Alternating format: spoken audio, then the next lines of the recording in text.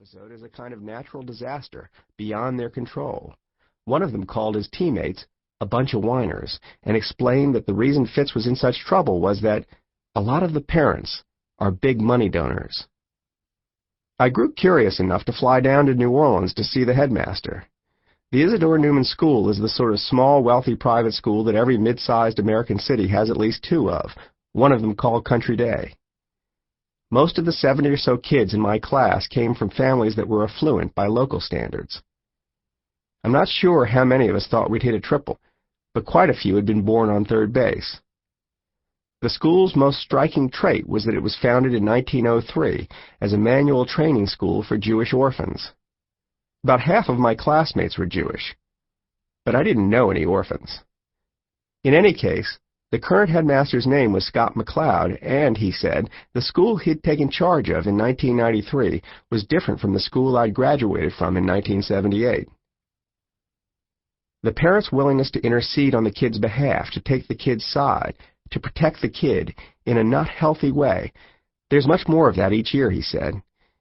It's true in sports, it's true in the classroom, and it's only going to get worse. Fitz sat at the very top of the list of hardships that parents protected their kids from. Indeed, the first angry call McLeod received after he had become headmaster came from a father who was upset that Fitz wasn't giving his son more playing time. Since then, the beleaguered headmaster had been like a man in an earthquake straddling a fissure. On one side, he had this coach, about whom former players cared intensely. On the other side, he had these newly organized and outraged parents of current players.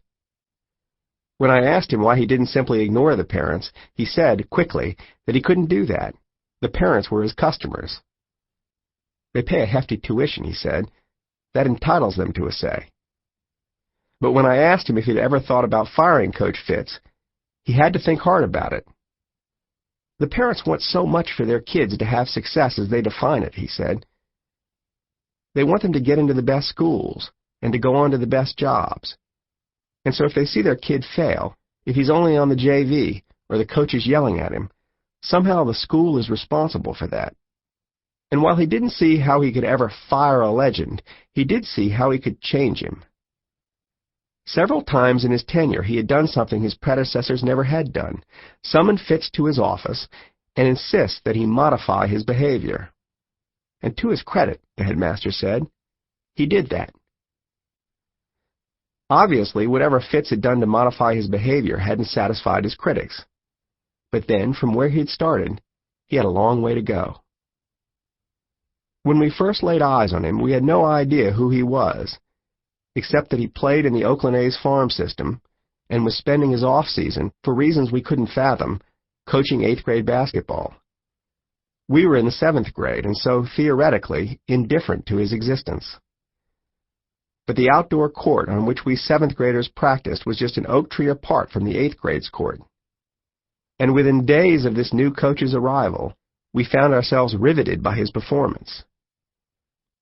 Our coach was a pleasant, mild-mannered fellow, and our practices were always pleasant, mild-mannered affairs.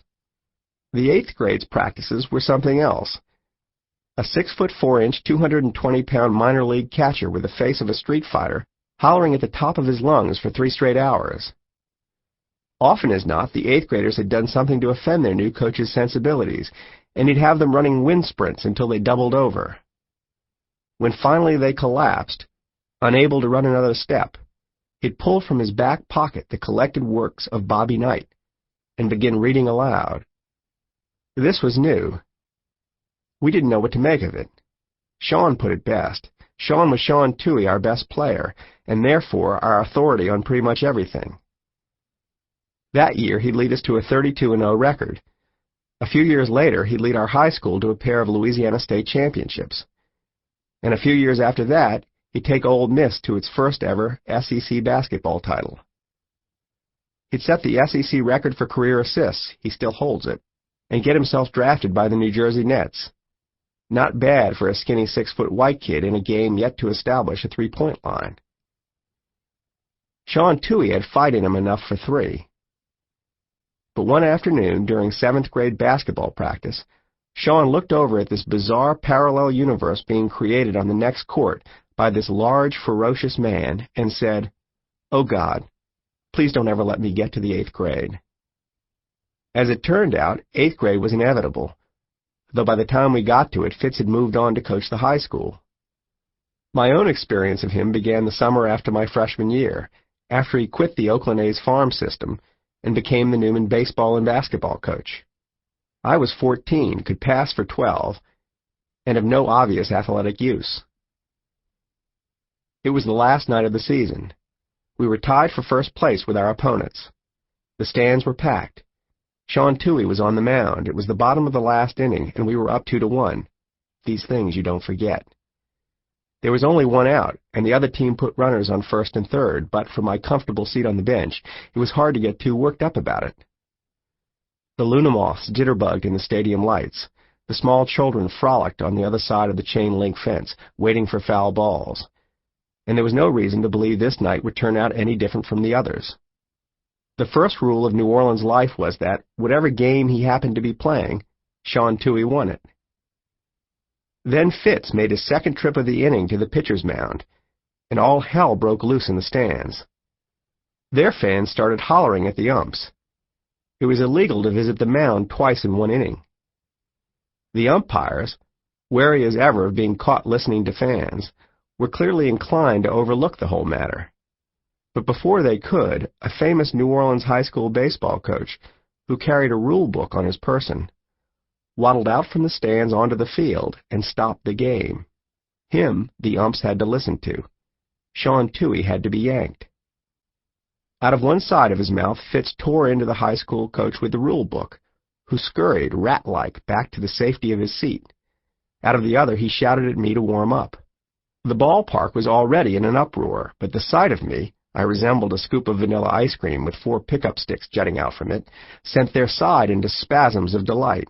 Even I was aware that there was something faintly incredible about me in that situation. I represented an extreme example of our team's general inability to intimidate the opposition.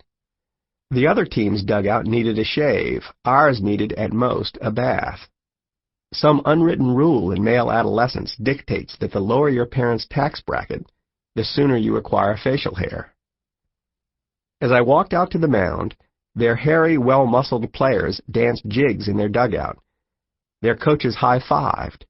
Their fans celebrated and shouted light-hearted insults. The game, as far as they were concerned, was over. I might have been unnerved if I'd paid them any attention, but I was, at that moment, fixated on the only deeply frightening thing in the entire ballpark, Coach Fitz. By then I had heard, from the 8th graders I believe, all the Fitz stories. Billy Fitzgerald had been one of the best high school basketball and baseball players ever seen in New Orleans, and had gone on to play both sports at Tulane University. He'd been a first-round draft choice of the Oakland A's. He was, we assumed, destined for stardom in the big leagues. But we never discussed Fitz's accomplishments. We were far more interested in his intensity.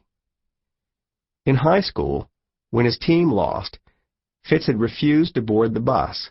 He walked in his catcher's gear from the ballpark on one end of New Orleans to his home on the other. Back then, he'd played against another New Orleans superstar, Rusty Staub. Staub, on second base, made the mistake of taunting Fitz's pitcher. Fitz raced out from behind home plate and, in full catcher's gear, chased the terrified future all-star around the field. I'd heard another similar story about Fitz and Pete Maravich, the basketball legend. When Fitz's Tulane team played Maravich's LSU team, Fitz, a tenacious defender, had naturally been assigned to guard Maravich.